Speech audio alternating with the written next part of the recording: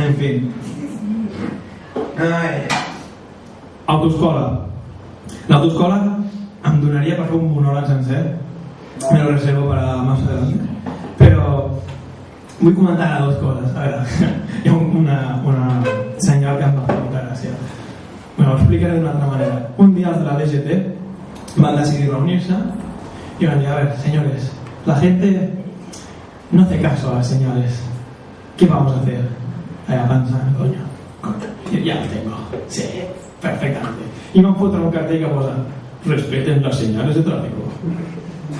Pues esta senyal és absurd que conec, o sigui, si tu ja no respectes les senyals, per què coño vas a respetar és la tonteria més gran. I una altra de les coses que m'indigna profundament és que posin el símbol de l'alçada màxima dels túnels en el mateix túnel que va el camió 4 metres. Coño!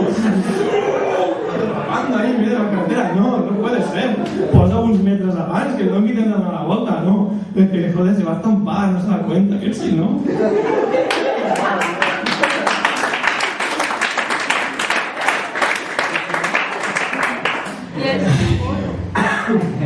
Què collons passa amb els refranys?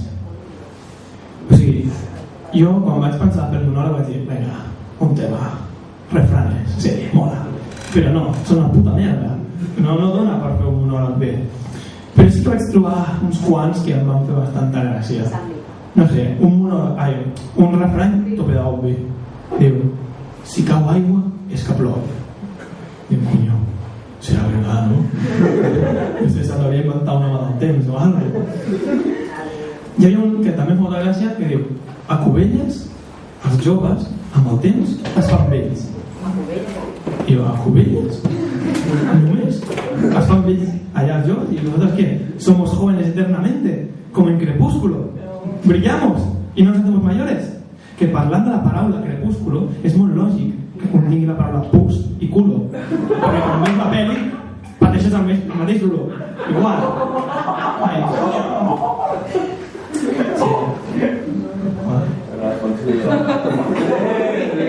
Ui, quina por. A panxa plena no hi entren penes. Quina pena que no ho digui un valencià. Vale, sí, no tenim puta gràcia, però és igual. En casa del herrero, cuchillo de palo. Vale, el significat és molt clar, no? O sigui, l'herrero treballa molt bé, però quan ha de fer alguna cosa d'herreria en su casa, no sé, forjar la herradura d'un caballo, pues ho fa malament, ho fa amb un cuchillo de palo. Però què passa? Que vas a picar ahí a la herradura con un cuchillo? No té molta lògica. Però això em ve molt al cuento, perquè després diré una cosa. També hi ha un refrany que és trencar una llança a favor d'algú. Digo, hostia, en todo caso encargaría la lanza de mi enemigo, ¿no? Pero bueno, la jerga aquesta antiquada, lanza, herrero, no sé, jo crec que s'haurien d'actualitzar els refranys, no? No sé, vale, en casa de informático, Windows Vista.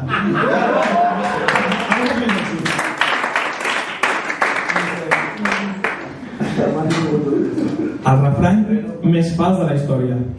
De lo que se come se cría. Porto 10 anys menjant botifarra. Sí, una mica bizarro, però bueno. No sé, les noies mengen pechuga de pollo, no sé per què, però... No, se van les caderes, chicas?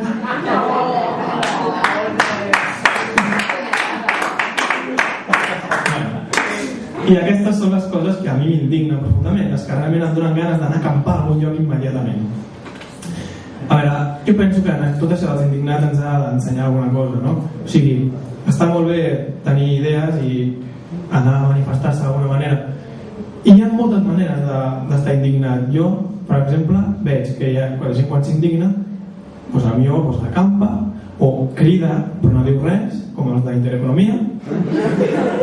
Jo he fet un humil monòleg de les coses que me sacan de mis casillas. Y penso que la vida hauria de ser més fàcil, no? Hi ha una espècie de monos que es diuen bonobos, que últimament m'he aficionat bastant a ells, que la seva interacció social es basa en el sexe, no? En el coit. O sigui, es troben dos bonobos i follen. Que dos bonobos van al mateix plàtan, follen. No, en serio. Que tenen una discussió, follen, coño. Seamos más así. Pero chicas, también dicen que soy muy mono. No sé. Bueno, en fin. Yo lo suelto y si puedo si no me lo espera. Jo és això, penso que escriure un humil monòleg sobre les coses que m'indignen és una bona manera d'indignar-me des de casa, des del meu ordenador. I si no us agrada aquest monòleg que esteu indignats, doncs aneu al Decathlon, que són els únics que s'estan forrant amb tot això. Així que moltes gràcies.